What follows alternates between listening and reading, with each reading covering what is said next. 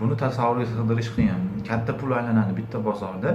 Narsaki pullarni sochib tashlashgan, siz uni faqat shupurga ko'tarib borib, shupurib olsangiz bo'ldi.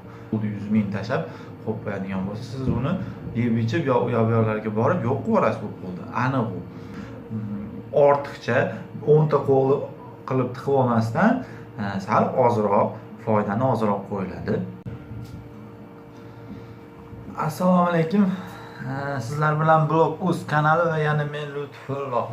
Xo'sh, bugun mavzu qanday qilib bir oy ichida, ya'ni o'z biznesni rivojlantirish, noldan boshlab rivojlantirish. Deylik, butun bir kun ichida eng обороты ko'p, eng ko'p pul aylanmasi bo'ladigan joy qayer? Bu albatta bozor. Bozor iqtisodiyoti. Ya'ni bozorda bir kunda tasavvur qiling, qancha pul aylanadi. Buni tasavvurga sig'dirish qiyin. Katta pul aylanadi bitta bozorda. Bozor shunday narsaki, pullarni sochib tashlashgan, siz uni faqat shupurga ko'tarib borib, shupurib olsangiz bo'ldi. Sizdan talab qilinadigan narsa faqatgina siz shupurgini qanday ushlash va qayerni shupurib pulni olishingizni bilishingiz kerak. Ya'ni vazifangizni bilishingiz kerak. Deylik sizda 100 ming pul bor. Uni nima qilishni bilmayapsiz. Bir kunda u pulni agar birortasi sizga tek qo'yib qo'yadigan bo'lsa, pulni 100 ming tashab qo'yib qo'yadigan bo'lsa, siz uni yeb ichib yo u yoqlarga borib yo'q qilib yuborasiz bu pulni. Aniq u. Boshqa biror yumushingiz bo'lmasa, u pul oshiqcha bo'ladigan bo'lsa, uni siz aniq bir kunda yo'q qilib tashlaysiz, havoga uchirib yuborasiz. Bir kun ham ko'plik qiladi, 1-2 soatda yo'q qilib yuborasiz. Uni o'rniga 100 ming pulingiz bor, bozorga borasiz. Buni uyatli joyi yo'q. Siz boshlamoqchimisiz biznesingizni? Demak, buni uyatli joyi yo'q. Bozorga borasiz. Deylik, tovuqdan boshlaymiz.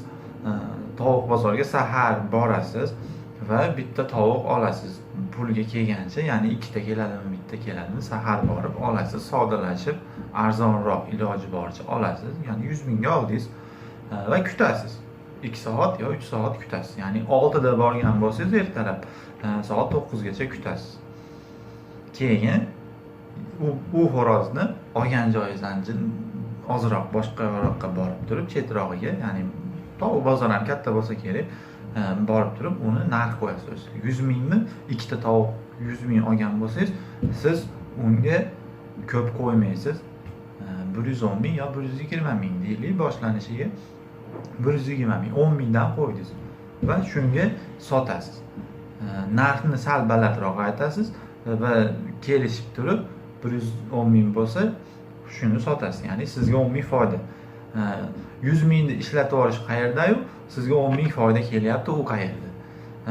Bu oz deyishingiz mumkin. Chunki 10 ming pul sizga ko'rinmasligi mumkin.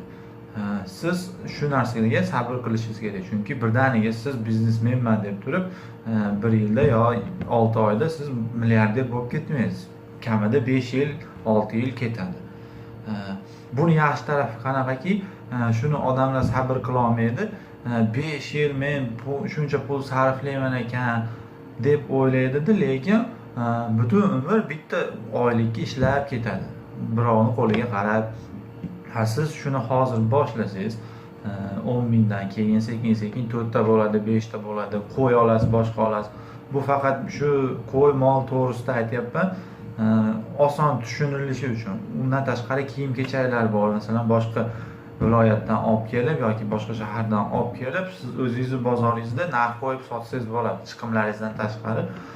Faqat boshlanishida bitta narsaga qattiq e'tibor berish kerak.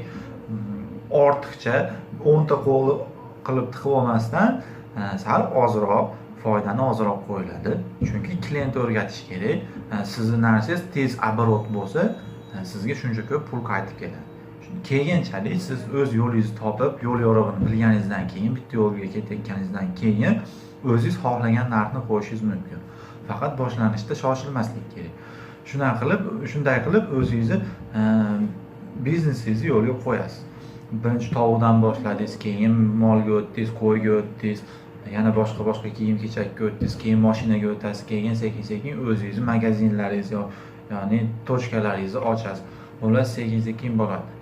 Men o'zimda sinab ko'rganman. $100 qarz olganman. U paytda 900 ming yoki 870 ming atrofida edi dollar kursi. Qarz olib tovar olib kelganman, trikotaj kiyimlari har xil. Uni keyin bozorga olib chiqib sotganmiz. Ustiga narx qo'yib, endi olib sotalik. Optim narxda olib, ustiga narx qo'yib sotganmiz. 1 oy ichida. 2 oymikin yo 1,5 oy shug'ullanganmiz, keyin boshqa sabablar tufayli u ishni to'xtatganmiz.